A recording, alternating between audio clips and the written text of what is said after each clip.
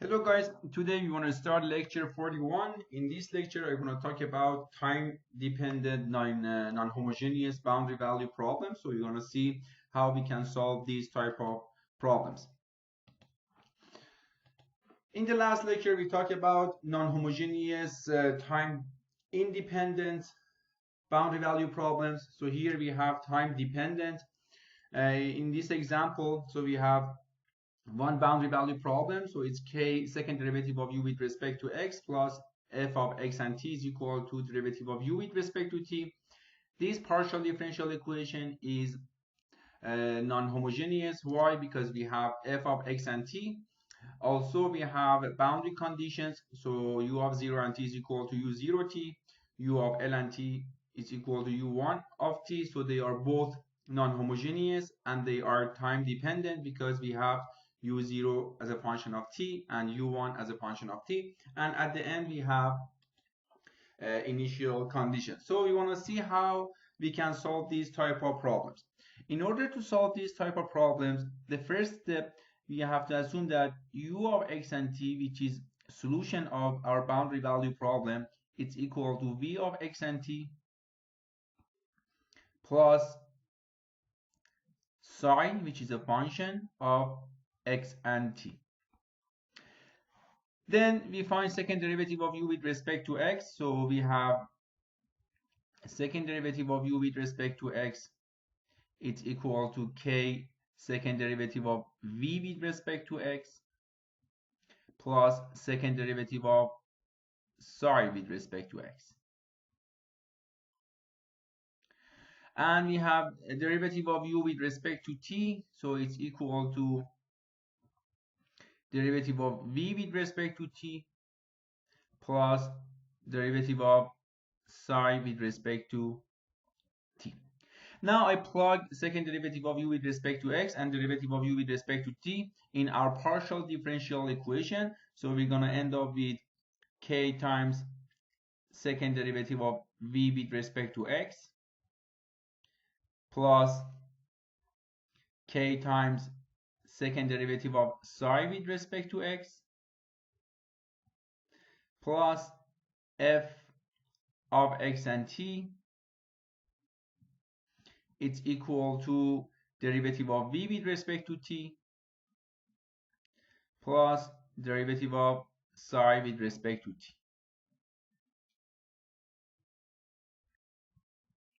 Now we have to go through boundary conditions. In the boundary conditions, so we have u of 0 and t is equal to u0 t. So u of 0 and t, it's equal to u0 t. And u of 0 and t, it's equal to v of 0 and t plus psi of 0 and t. So v of 0 and t plus psi of 0 and t is equal to u0. I assume that psi of 0 and t is equal to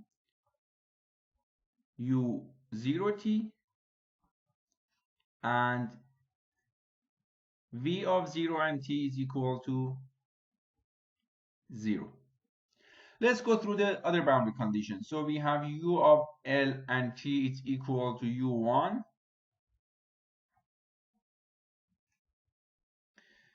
and it's equal to v of l and t plus psi of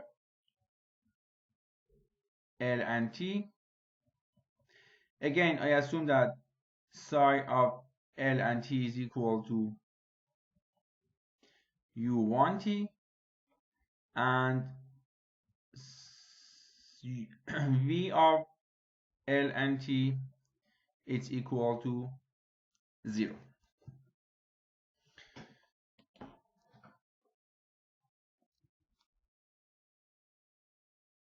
The second assumption that here we have to consider in solution of time-dependent boundary value problem is that I assume that for this problem, psi x, it's equal to u0 t plus x over l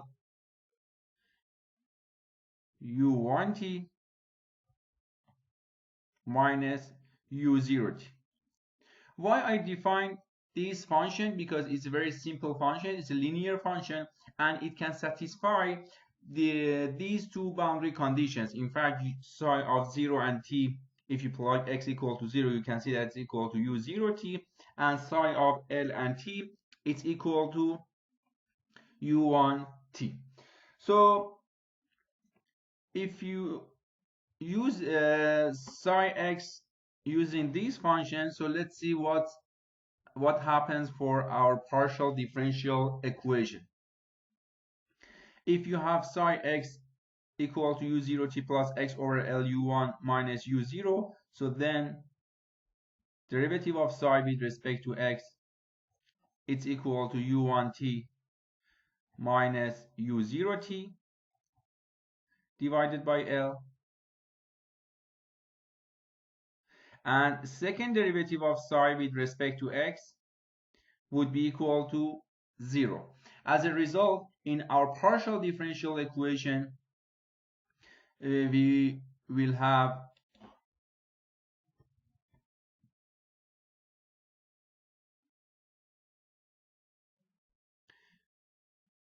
k times second derivative of b with respect to x plus second derivative of psi with respect to x is equal to 0 plus f of x and t. It's equal to derivative of v with respect to t plus derivative of psi with respect to t. I just bring this guy to the right hand side, so minus derivative of psi with respect to t. It's equal to derivative of v with respect to t.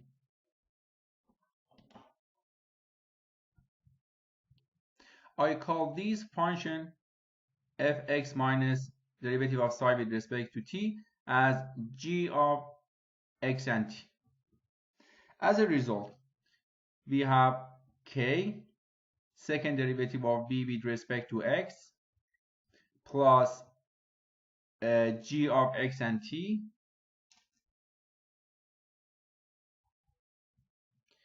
it's equal to derivative of v with respect to t.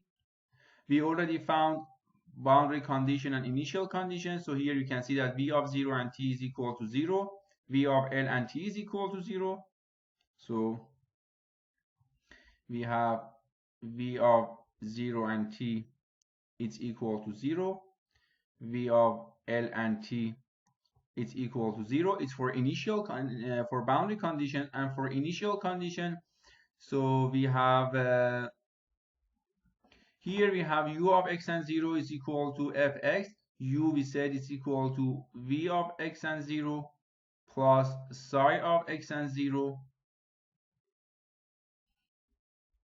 As a result, v of x and 0 it's equal to u of x and 0, which is fx, minus psi of x and 0. So now I write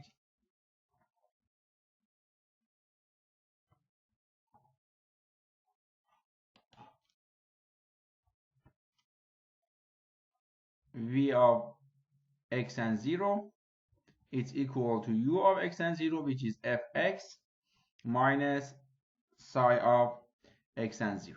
So we ended up with this boundary value problem. In fact, this boundary value problem still is non-homogeneous. Why? Because we have g of x and t in partial differential equation. But what's the difference between this boundary value problem and the first one? So here we have homogeneous boundary conditions, but in the first problem we didn't have homogeneous boundary conditions. So here you can see that we had u of 0 and t was equal to u0t, and u of l and t is equal to u1, but in this problem we have homogeneous boundary value problem. So how we can solve this problem? In order to solve this problem, what you have to do, you have to assume that we can represent v of x and t as summation of vn t sine n pi over lx and g of x and t as summation of GNT sine n pi over Lx. And then we have to find Vn and we have to find Gn, so they are both function of t. If you can find Vn and Gn, in fact, you could find V of x and t. So you have V of x and t. We already found psi of x and t, psi. As a result, so we can just add them together and find u of x and t. Now we're going to solve one example to see how it works. So here I just made a mistake. So in this case, psi is not function of x only, so it's function of x and t. Let's go and solve one example.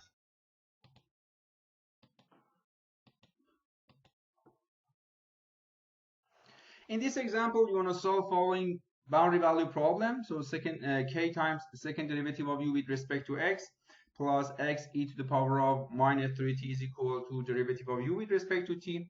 And we have boundary conditions. So boundary conditions are homogeneous.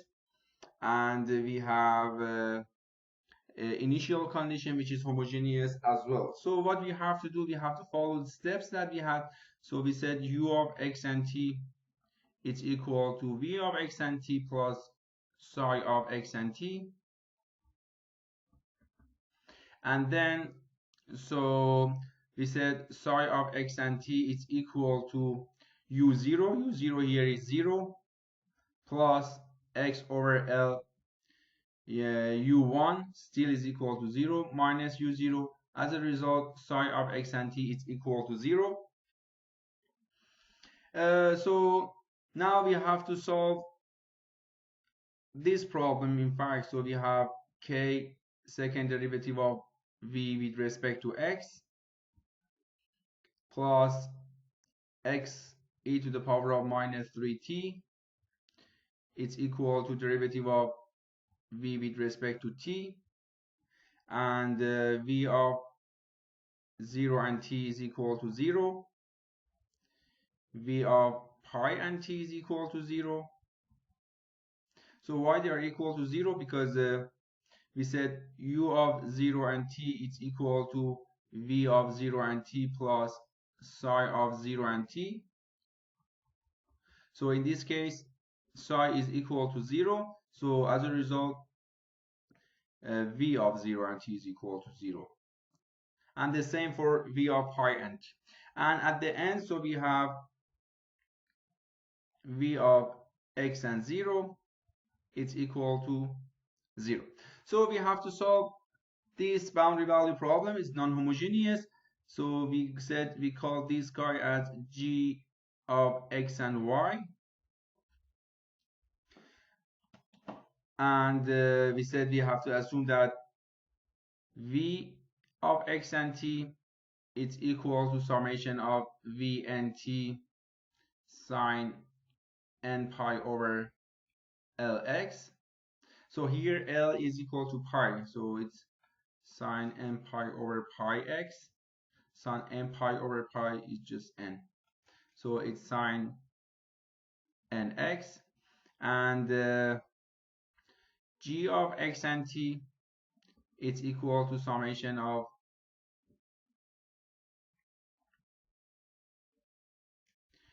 gnt sine nx.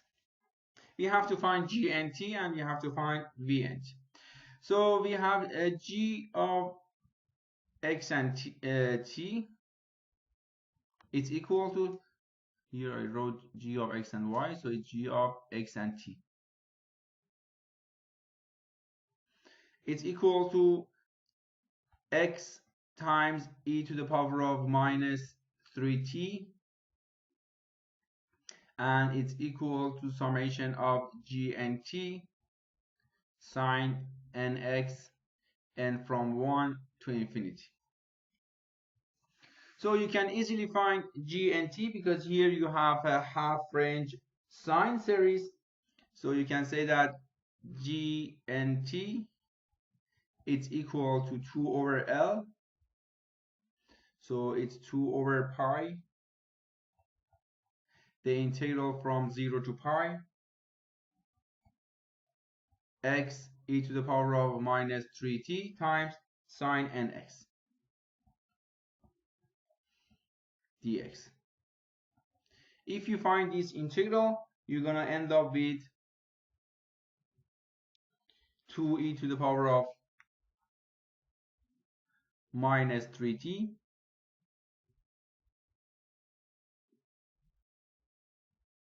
times minus 1 to the power of n plus 1 over n.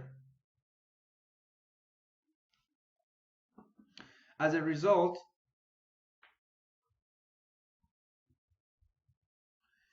g of x and t, which is equal to x e to the power of minus 3t, it's equal to summation of gnt.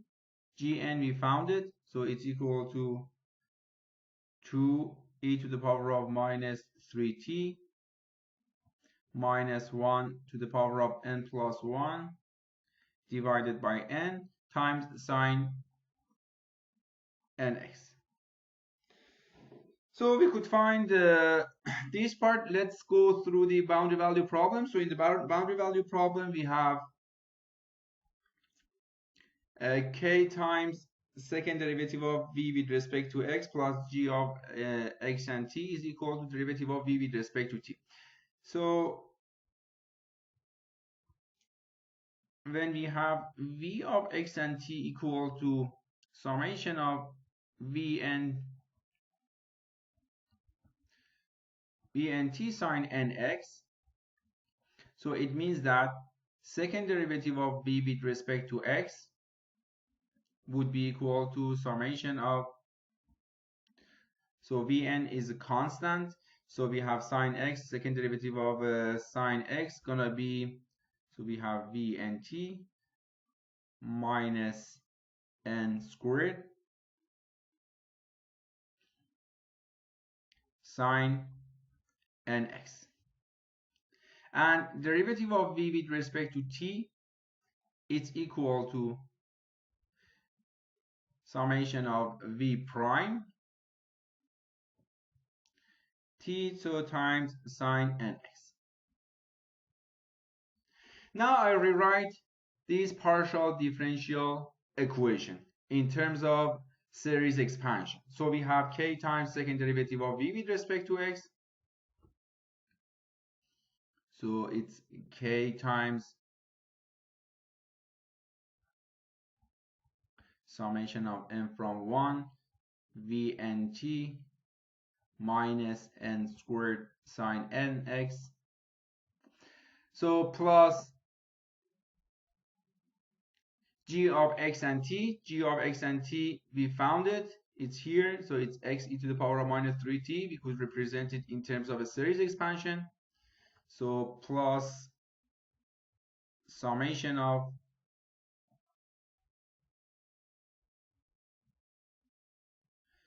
two e to the power of minus 3t minus 1 to the power of n plus 1 divided by n sine nx would be equal to derivative of v with respect to t, which is summation of v prime n sine nx.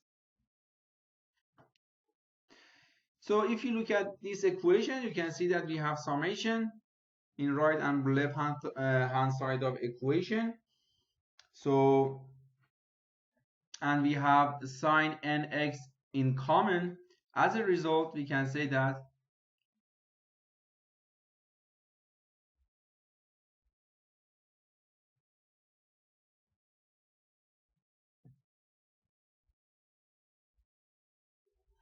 v prime nt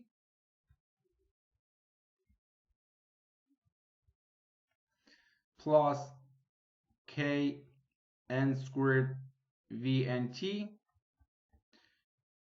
should be equal to 2 e to the power of minus 3t minus 1 to the power of n plus 1 over n. So now we have to solve this ordinary differential equation. So we know that for solving this ordinary differential equation, we have to use integrating factor. So integrating factor is e to the power of, so integrating factor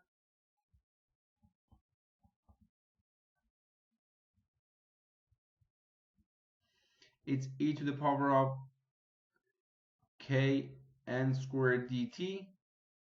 So it's going to be equal to e to the power of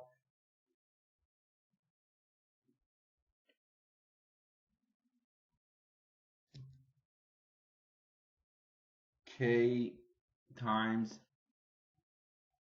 n squared. Now we multiply the integrating factor by right and left hand side of the equation. So we're going to have e to the power of k n squared t y prime n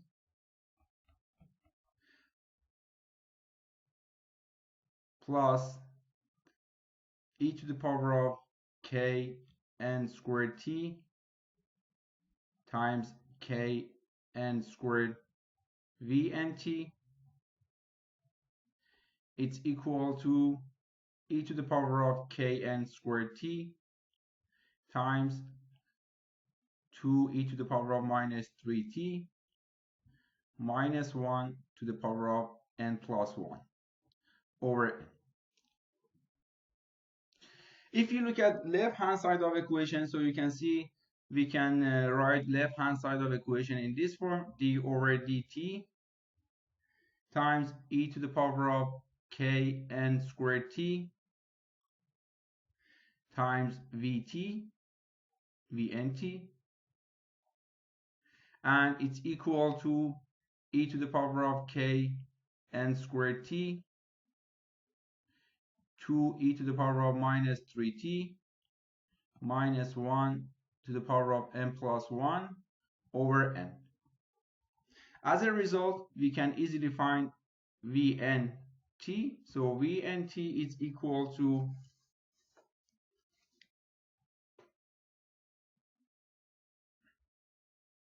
2 over minus 1 to the power of n plus 1 over n times kn squared minus 3 e to the power of minus 3t plus cn e to the power of minus kn squared t. So we could find v and t. Now I just plug it in the equation of v of x and t. So we had v of x and t is equal to summation of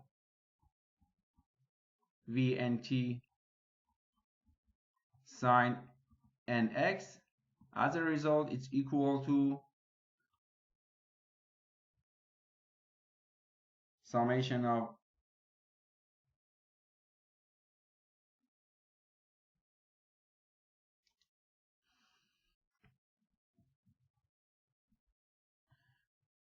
two times minus 1 to the power of n plus 1 divided by n kn squared minus 3 e to the power of minus 3t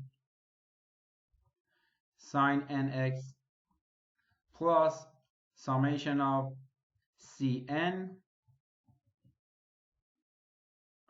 e to the power of minus kn squared t sine nx. We could find v of x and t, but here cn is unknown. In order to find cn, we have to use initial condition. So for initial condition, we have v of x and 0, it's equal to 0.